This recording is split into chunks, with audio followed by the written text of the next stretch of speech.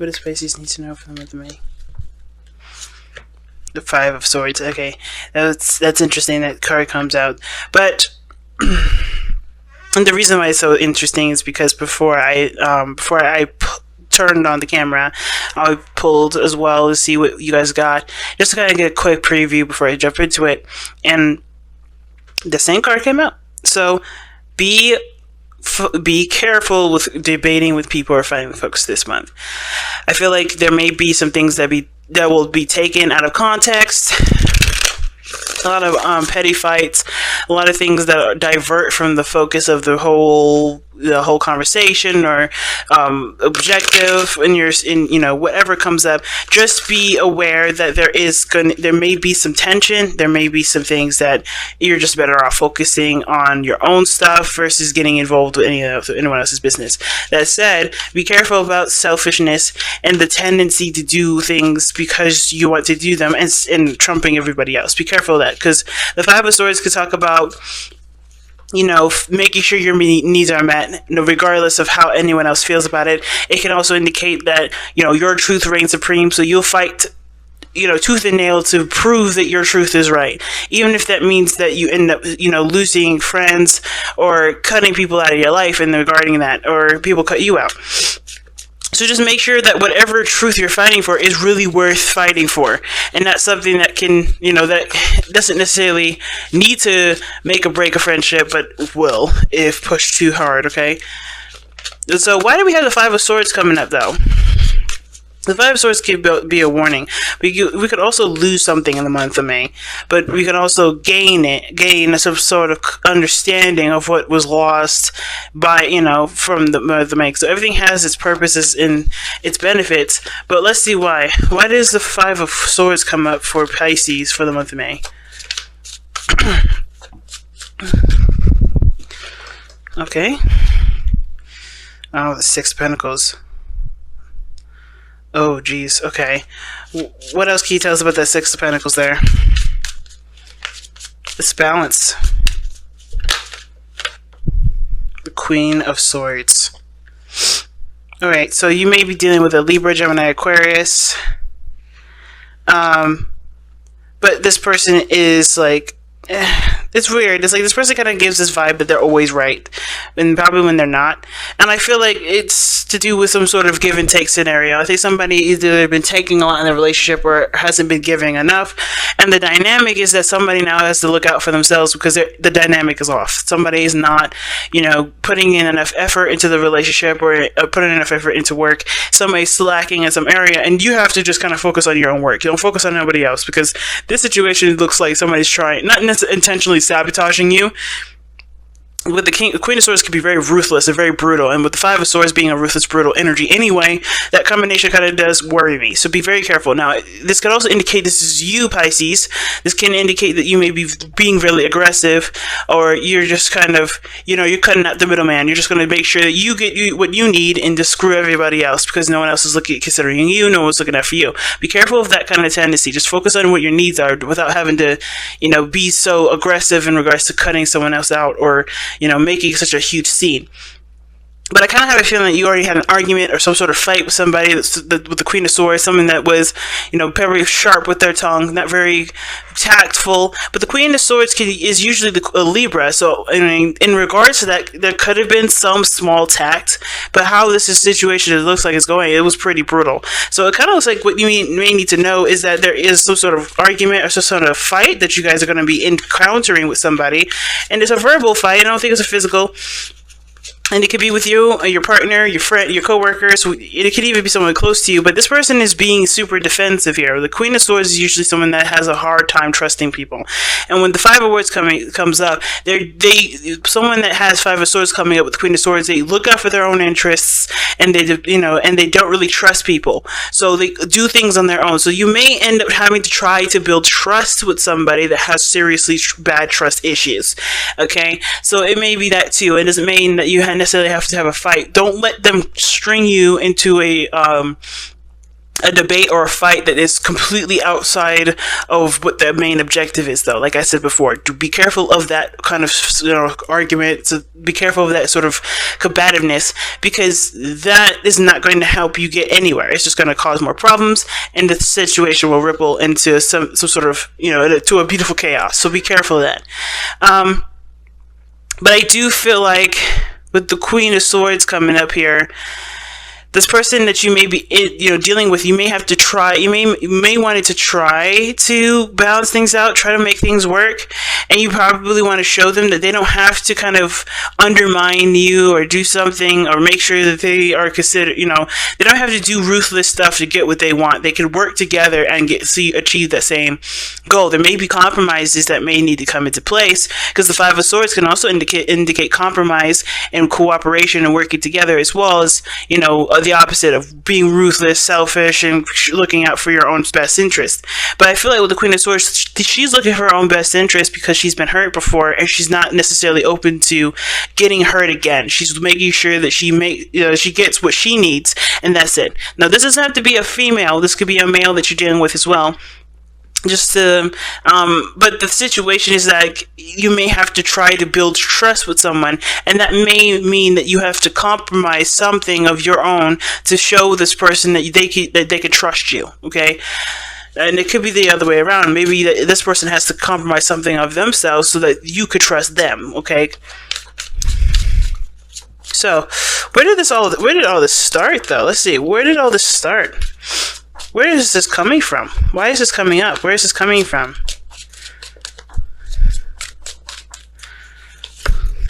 Oh, the Emperor. This coming from the Emperor. Somebody is super stubborn or super controlling in the relationship. That's where it's coming from. Somebody was being super controlling, and they weren't compromising or working with anybody in the relationship. They were just their way of the highway, and that's it. So now it's kind of caused a ripple effect where somebody is not interested in hearing what anyone else has to say. They're getting what they want, and they're not having it. Now, it could have been that someone else was extremely controlling, and now this person is retaliating, or or it could be that the same person that's being stubborn can't get their way anymore. So now they're doing anything everything that they can to make something happen. Okay. Why is the Emperor coming up to explain why all this is coming up? Because of the Six of Cups. Now, something tells me that they lost something that made them happy, because the Six of Cups is usually the past, and it doesn't necessarily mean that you lose something, but the Six of Cups is something that reflects on a time of innocence. So someone became harder because of some sort of instance in the past, or because of something that from a situation that was once nice. I think they've hardened up from a situation that made them happy at one point. Okay. And I feel like this past energy is what's made them so, hard to negotiate, hard to work with, hard to deal with. But I think they don't mean to be overbearing. I think they want to make sure that they don't get hurt like that again, which is why this dynamic is so off, and why there may need to be compromises on your part or on their part, depending on who's the one that made this person. Either it could be no one in the relationship to blame at all, but it's just about extending an olive branch sometimes too. How is this impacting the relationship specifically?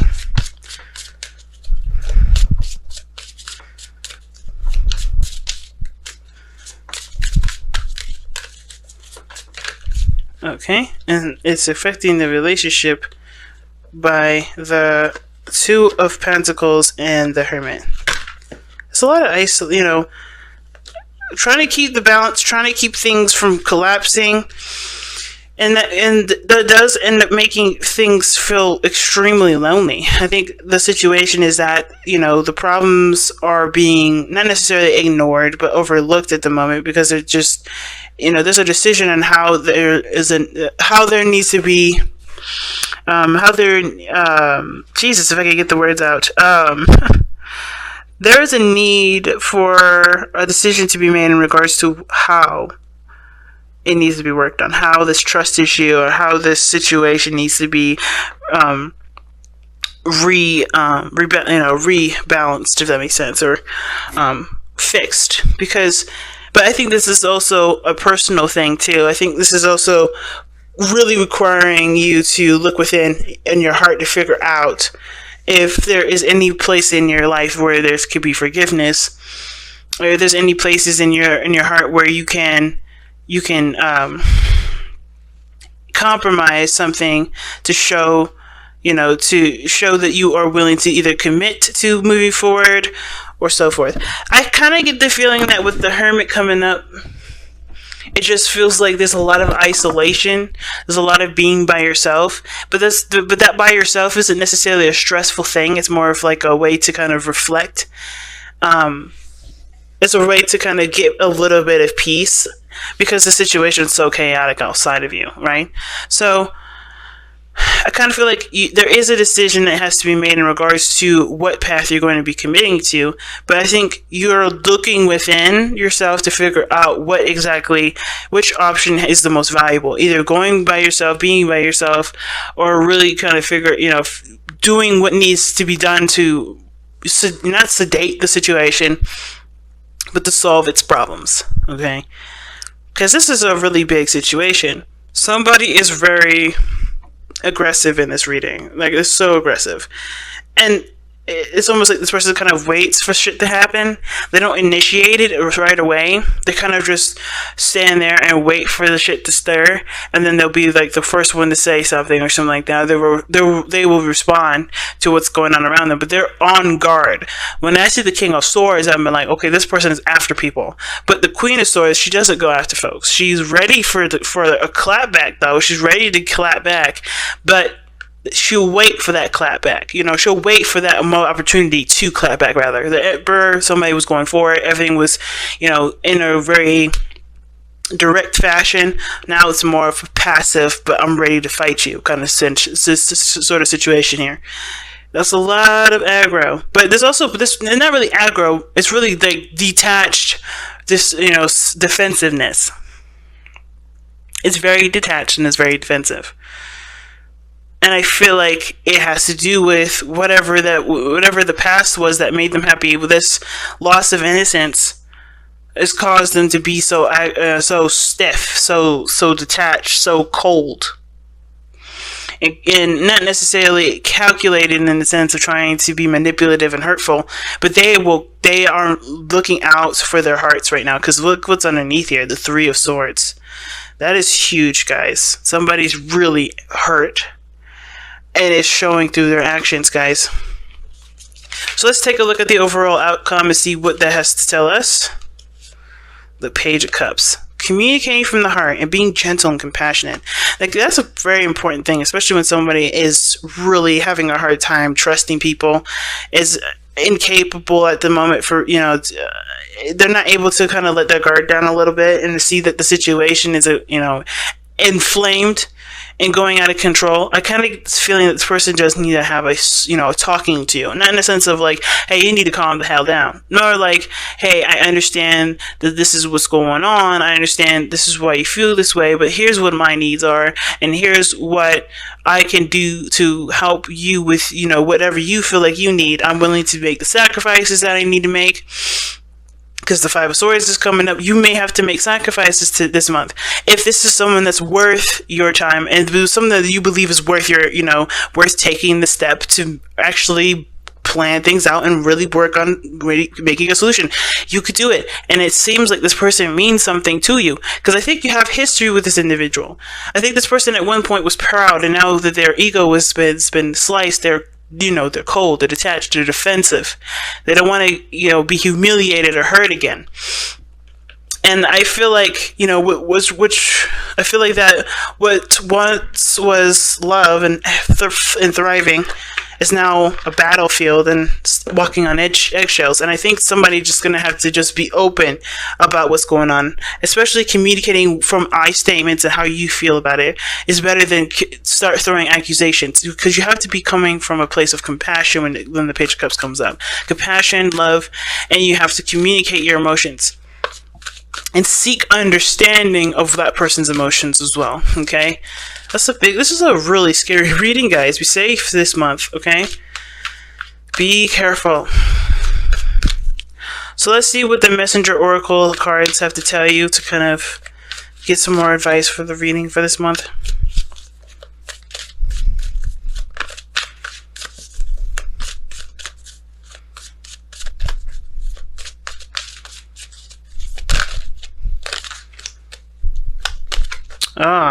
Nourish the soul, and the Hermit did come up.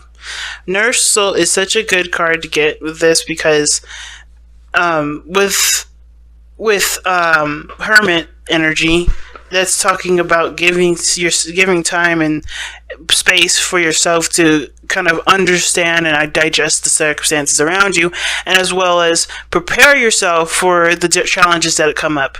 The Hermit is only looking at what he's been through and healing the past, so he can take on the Wheel of Fortune that comes in later on.